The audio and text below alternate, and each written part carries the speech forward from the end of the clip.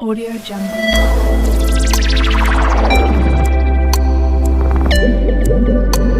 Audio Jungle.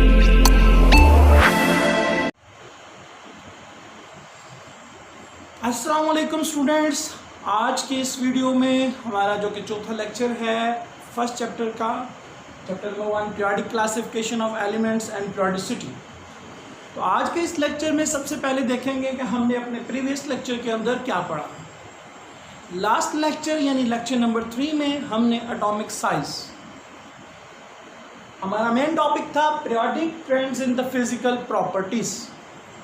तो periodic trends in the physical properties में हमने 8 फिजिकल प्रॉपर्टीज को रीड करना है। इन 8 फिजिकल प्रॉपर्टीज में से सबसे पहली जो फिजिकल प्रॉपर्टी थी that is atomic size.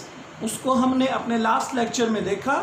Atomic size में हमने एटॉमिक रेडियस और आयनिक रेडियस को देखा और उनसे रिलेटेड इंपॉर्टेंट क्वेश्चंस को भी देखा। उम्मीद करता हूं कि आपने उस वीडियो को देखा होगा और आज की इस वीडियो को आगे लेके चलते हैं। हमारा आज का जो टॉपिक है, जो हमारी 8 फिजिकल प्रॉपर्टीज़ हैं, इनमें जो दूसरे नंबर पे हमारे पास है दैट इज़ आयनाइजेशन एनर्जी। तो आयनाइजेशन एनर्जी में अगर हम बात करते हैं तो हमारे आज की जो सब हेडिंग्स होंगी उसमें हम सबसे पहले देखेंगे इसके डेफिनेशन, फिर हम इसकी एग्जाम्पल देंगे और then after that we will see the trend of ionization energy in period as well as in group, and after that we will see factor जो कि उस ट्रेंड को एक्सप्लेन करेंगे कि क्यों ग्रुप के अंदर इसका ट्रेंड वैसा है और पीरियड के अंदर वैसा है। तो चलते हैं सबसे पहले इसकी डेफिनेशन की तरफ। डेफिनेशन इसकी ये है, the minimum amount of energy required to remove an electron from the outermost shell of an isolated gaseous atom। यानी आसान लफ्ज़ों में बोलूँ तो एक आइसोलेटेड गैशियस एटम के सबसे बाहरी वाले शेल से, आउटर मोस्ट शेल में से इलेक्ट्रॉन को निकालने के लिए जितनी एनर्जी देंगे उसको हम आयोनाइजेशन एनर्जी कहेंगे। आप सब बच्चों को पता है, बोहर मॉडल में आपने पढ़ा था कि जब इलेक्ट्रॉन एक शेल के अंदर घूमता है, एक शेल के अंदर रहता है, ना वो एनर्जी एब्जॉर्ब करता है ना एमिट करता है, लेकिन जब वो एक शेल से दूसरे शेल में जाता है तो एनर्जी एब्जॉर्ब भी करता है, एमिट भी करता है। एब्जॉर्ब कब करता है? जब नीचे वाले शेल से ऊपर वाले शेल पे जाता है। तो बात करते हैं, यही बात इसमें भी है कि जब एक इलेक्ट्रॉन जो कि पहले शेल में है, आप उसको एनर्जी देंगे, वो दूसरे में जाएगा, तीसरे में जाएगा, चौथे शेल में एक्साइट होकर जाएगा।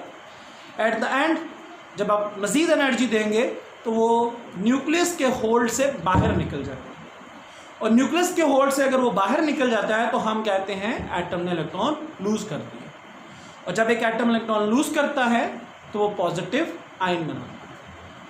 ठीक है, तो फॉर्मेशन ऑफ केटाइन में जो एनर्जी चाहिए, एक एटम में से इलेक्ट्रॉन निकाल के उसको पॉजिटिव आयन बनाने के लिए जो एनर्जी चाहिए उसे आयोनाइजेशन एनर्जी कहते हैं। अब आ जाते हैं एग्जाम्पल की तरफ। तो एग्जाम्पल में अगर मैं आपके सामने रखूं, देखिए मैग्नीशियम आप बच्चों को पता है सेकंड ग्रुप में है, 2A ग्रुप में beryllium, magnesium, calcium, strontium, barium. तो इसके वैलेंस में 2 इलेक्ट्रॉन हैं।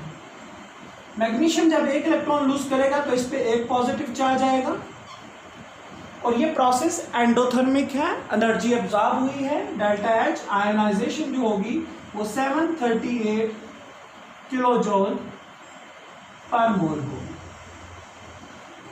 ठीक है बच्चों, अब बात करते हैं, इसको हम आयोनाइजेशन एनर्जी या फर्स्ट आयोनाइजेशन एनर्जी भी कहते हैं, कि अगर किसी एटम के आखिरी शेल में से पहला इलेक्ट्रॉन निकालने के लिए जो एनर्जी देंगे उसे फर्स्ट आयनाइजेशन एनर्जी कहेंगे। सिमिलरली एक पॉजिटिव आयन जिसमें से ऑलरेडी एक इलेक्ट्रॉन निकल चुका है, उसमें से सेकंड इलेक्ट्रॉन निकालेंगे जब, Mg2 पॉजिटिव, एक और इलेक्ट्रॉन जब इसमें से निकालेंगे, the amount of energy required to remove an electron from a unipositive ion is called second ionization energy, और इस केस में डेल्टा एच 1450 किलो जूल पर मोल है। नजर आ रहा होगा, ये डेल्टा H1 है, ये डेल्टा H2 है, ये फर्स्ट आयनाइजेशन एनर्जी है, ये सेकेंड आयनाइजेशन एनर्जी। तो यहाँ पे क्वेश्चन बनता है कि वाई, अब आपको नजर आ रहा है कि सेकेंड आयनाइजेशन एनर्जी ग्रेटर है और फर्स्ट आयनाइजेशन एनर्जी स्मॉलर है। हालांकि हमारे पास एलिमेंट मैग्नीशियम ही है, लेकिन पहले को निकालना आसान था, दूसरे वाले को निकालना मुश्किल है। तो यहाँ क्वेश्चन बनता है why first ionization energy is less than the second ionization energy, या फिर why second ionization energy is greater than first ionization energy. तो उसके पीछे रीज़न क्या है?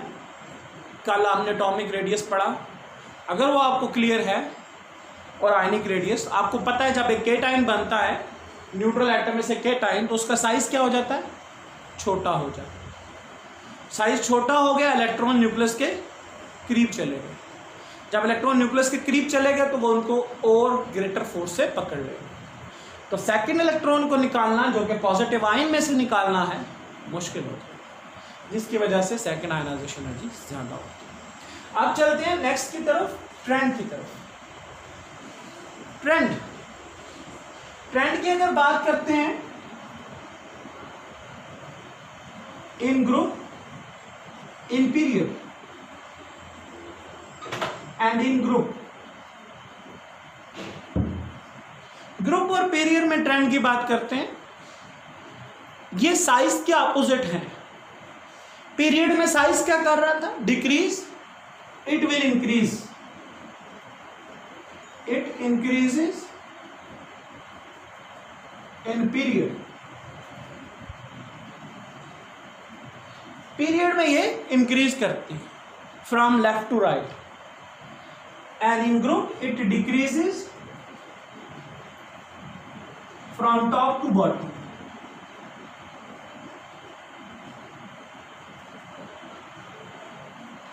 हाँ तो बच्चों, ट्रेंड देखिए, पीरियड में ये इंक्रीज करती है, पीरियड में जब लेफ्ट टू राइट जाते हैं, और ग्रुप में ये डिक्रीज करती है टॉप टू बॉटम।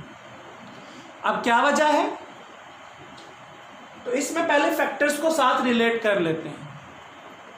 जो आयनाइजेशन एनर्जी के ऊपर फैक्टर अफेक्ट करते हैं, उन फैक्टर्स में बात कर रहे हैं हम फैक्टर्स की। तो फैक्टर्स हमारे पास ये 4 हैं। मैंने सबसे पहले जब लिखते हुए कहा कि पीरियड में साइज के उल्ट होगा इसका ट्रेंड। साइज पीरियड में कम हो रहा था, आयनाइजेशन एनर्जी बढ़ेगी, क्योंकि एटम छोटा हो जाएगा, इलेक्ट्रॉन न्यूक्लियस के करीब चला जाएगा, उसको निकालना मुश्किल हो जाएगा। और साइज बड़ा होगा तो आखिरी शेल न्यूक्लियस से दूर चला जाएगा, उस इलेक्ट्रॉन के ऊपर न्यूक्लियस की होल्ड कम होगा, उसको निकालना आसान हो जाएगा। दूसरी तरफ शील्डिंग इफेक्ट, देखिए शील्डिंग इफेक्ट बढ़ता था तो आपने एटॉमिक साइज में क्या पढ़ा? शील्डिंग इफेक्ट बढ़ता है तो साइज भी बढ़ता है, और साइज बढ़ता है तो आयनाइजेशन एनर्जी कम होती है। तो अगर हम बात करें एटॉमिक साइज ग्रेटर है तो आयनाइजेशन एनर्जी लो होगी, और अगर एटॉमिक साइज छोटा है तो आयनाइजेशन एनर्जी ग्रेटर होगी। शील्डिंग इफेक्ट ग्रेटर है तो आयनाइजेशन एनर्जी कम होगी, डाउन की तरफ। सिमिलरली अब नेक्स्ट चलते हैं न्यूक्लियर चार्ज की तरफ। लास्ट लेक्चर में आपने देखा था न्यूक्लियर चार्ज पीरियड में इफेक्ट करता है। न्यूक्लियर चार्ज बढ़ेगा तो साइज छोटा होगा, साइज छोटा होगा तो इलेक्ट्रॉन को निकालना मुश्किल होगा। तो यहाँ पे अगर आप देखें, न्यूक्लियर चार्ज अगर बढ़ेगा तो आयनाइजेशन एनर्जी भी बढ़ेगी, ये भी इंक्रीज करेगी। लास्ट पे आ जाते हैं नेचर ऑफ ऑर्बिटल। तो नेचर ऑफ ऑर्बिटल में आपके पास 4 ऑर्बिटल है, s, p, d और f। लास्ट लेक्चर में लेंथेनाइट कॉन्ट्रैक्शन पढ़ा था। लेंथेनाइट कॉन्ट्रैक्शन में आपको क्या बताया था? f सब shell has poor shielding effect. तो बस आज में इसमें वही है कि ऑर्बिटल्स में अगर हम देखें तो सबसे ज़्यादा शील्डिंग इफेक्ट s का होता है और सबसे पुअर शील्डिंग इफेक्ट f का होता है। S में इलेक्ट्रॉन हो तो उनको निकालना मुश्किल होता है, जबकि जो F के इलेक्ट्रॉन है वो आसानी से निकाले जाते हैं। तो बच्चों हमारे जो फैक्टर्स हैं वो हमने क्लियर कर लिए, ट्रेंड भी हमने देख लिया, ट्रेंड भी समझ आ गया कि पीरियड में साइज छोटा होता है, इलेक्ट्रॉन को निकालना मुश्किल है, आयनाइजेशन एनर्जी बढ़ जाएगी। ग्रुप में साइज बड़ा होता है, इलेक्ट्रॉन को निकालना आसान हो जाता है, तो आयनाइजेशन एनर्जी कम हो जाएगी। ये सारा टॉपिक हमारे जो चारों हेडिंग्स थी, सब हेडिंग्स हमने क्लियर कर ली। अब यहाँ पे अगर आप देखें तो आपको एक बड़ा इंटरेस्टिंग या एक्सेप्शनल बिहेवियर नजर आएगा। आप कह रहे हैं पीरियड में, मैं सेकेंड पीरियड ड्रॉ करता हूँ। सेकेंड पीरियड शुरू होता है लिथियम से, beryllium, boron, carbon, nitrogen, oxygen, fluorine, neon. This is second period. Trend के अकॉर्डिंग देखें तो यहां से जब यहां जाएंगे तो ionization energy should be increased, ionization energy को बढ़ना चाहिए लिथियम से लेकर नियोन तक। लिथियम के मुकाबले में बेरिलियम की ज़्यादा होनी चाहिए और बेरिलियम के मुकाबले में बोरॉन की ज़्यादा होनी चाहिए, लेकिन ऐसा नहीं है। ट्रेंड हमारे पास कुछ इस तरह है। आपकी बुक में अगर आप देखें लिथियम की सबसे कम है, लेकिन लिथियम से बेरिलियम तक बढ़ गई, बेरिलियम से बोरॉन बढ़ने की बजाय कम हो गई। ये देखिए एक्सेप्शनल बिहेवियर आ गया। अब बोरॉन से नेक्स्ट चलते हैं कार्बन, इंक्रीज हुई। कार्बन से नेक्स्ट चलते हैं नाइट्रोजन, इंक्रीज हुई। लेकिन नाइट्रोजन के बाद ऑक्सीजन बढ़ने की बजाय क्या होगी, कम हो गई। तो ऑक्सीजन का ट्रेंड फिर नीचे आ गया, यहाँ फिर एक्सेप्शनल बिहेवियर हो गया।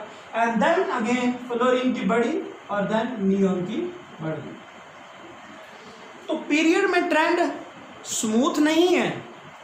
जो हमने पढ़ा कि पीरियड में आयनाइजेशन एनर्जी इंक्रीज करती है, वो एस सिंपल नहीं है। अगर देखें तो दो जगह पे वेरिएशन नजर आ रही है हमें, बेरिलियम और बोरॉन, नाइट्रोजन और ऑक्सीजन। नाइट्रोजन की कम होनी चाहिए थी, वो ज़्यादा है। बेरिलियम की कम होनी चाहिए थी, बोरॉन से ज़्यादा है। इसके पीछे क्या रीज़न है? इसके पीछे रीज़न इलेक्ट्रॉनिक कन्फिग्रेशन है, स्टेबिलिटी है। अब मैं बोरॉन की इलेक्ट्रॉनिक कन्फिग्रेशन और बेरिलियम दोनों की इलेक्ट्रॉनिक कन्फिग्रेशन लिखता हूं। अगर आप देखते हैं इलेक्ट्रॉनिक कन्फिग्रेशन को, तो इलेक्ट्रॉनिक कन्फिग्रेशन में बेरिलियम की इलेक्ट्रॉनिक कन्फिग्रेशन और बोरॉन की इलेक्ट्रॉनिक कन्फिग्रेशन, बेरिलियम का एटॉमिक नंबर 4 है, बोरॉन का 5 है। 1s2 2s2 1s2 2s2 2p1। अगर आप देखते हैं दोनों की इलेक्ट्रॉनिक कन्फिग्रेशन तो आपको इस चीज का आंसर मिल जाएगा। वो कैसे? इलेक्ट्रॉनिक कन्फिग्रेशन दो तरह की स्टेबल होती है, या तो फुली फिल्ड स्टेबल होती है या हाफ फिल्ड स्टेबल होती है। और अगर आप यहां देखें एस में कितने इलेक्ट्रॉन आते हैं? 2। ये वाला एस भी फुली फिल्ड है और ये वाला एस भी फुली फिल्ड है। अब बेरिलियम में देखें, सॉरी बोरॉन में देखें तो एस फुली फिल्ड है, एस फुली फिल्ड है, लेकिन पी में 6 आते हैं। हाफ फिल्ड भी होता तो 3 होने चाहिए थे पी में। पी जैसा कि नाइट्रोजन के केस में है, पी में 3 है, वो भी हाफ फिल्ड है। यहाँ बेरिलियम फुली फिल्ड है। तो बेरिलियम में से इलेक्ट्रॉन को निकालना, जो कि ज़्यादा स्टेबल इलेक्ट्रॉनिक कन्फिग्रेशन रखता है, मुश्किल है, जिसकी वजह से इसकी आयनाइजेशन एनर्जी ज़्यादा है। और दूसरी तरफ नाइट्रोजन, जिसमें भी इलेक्ट्रॉनिक कन्फिग्रेशन स्टेबल है, हाफ फिल्ड है, नाइट्रोजन के अंदर 2p3 है, उसमें से भी इलेक्ट्रॉन को निकालना मुश्किल है। तो ये रहा हमारा आज का topic, that is ionization energy. उम्मीद करता हूँ आपको आज की वीडियो बहुत पसंद आई होगी। अगर आपको आज की वीडियो पसंद आई है और अगर आप अगली वीडियोस को भी देखना चाहते हैं तो हमारे इस चैनल को सब्सक्राइब करना ना भूलिएगा कि